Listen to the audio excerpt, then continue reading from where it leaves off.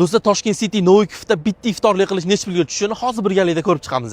O'zi $100 pulim bor xolos yetib qolarmikan? Shunaqa qilib ichkariga ham kirib oldik. Juda ham chiroyli kutib olishdi. Atmosfera ham go'zal. Ayniqsa terrasadagi vid har bitta odamning havasini keltiradi. Oldindan birov qilingan joyimizga joylashib, zakazlarimizni ham berib oldik. Xohlovchilarga 2 kishi uchun 1.4 million iftor setlari ham bor ekan. Birinchi bo'lib non assortimiz yetib keldi. Bu issiqqina nonlar London saryog'i bilan juda ham zo'r ketdi. Ana undan keyin parmezan sig'li Caesar salatimiz yetib keldi. Salatni ham hech qatga qaramasdan paqqos tushirdim. Och qoringa bu salat ham oshqozonga moydek yoqdi. Ana endi sekin asosiy taomlarga o'tsak bo'ladi. Pepperoni pizzasi. Lekin bu pizzaga men to'yib qolishim kerak emas. Sababi finalga men eng yaxshi ko'rgan ovqatimni aytdim. Mana men kutgan taom siplyoni. Qaranglar buni yoqimtoy bo'lib turishini, jo'ja kichkinaligini hisobiga go'sht juda ham yumshoq. Do'stlar, shu bilan bizning iftorligimiz yakunlandi. Nech pul bo'lganini ko'rishinglar mumkin. Bu joyga siz kim bilan kelgan bo'lardingiz? Videoni sizga iftorligiga erishish kerak bo'lgan tanishingizga yuborib qo'ying. Novikif manzilini bilmaganlar uchun shundoqqina Toshkent City Hilton binosining oldida joylashgan. Menga obuna bo'lish esingizdan chiqib qolmasin.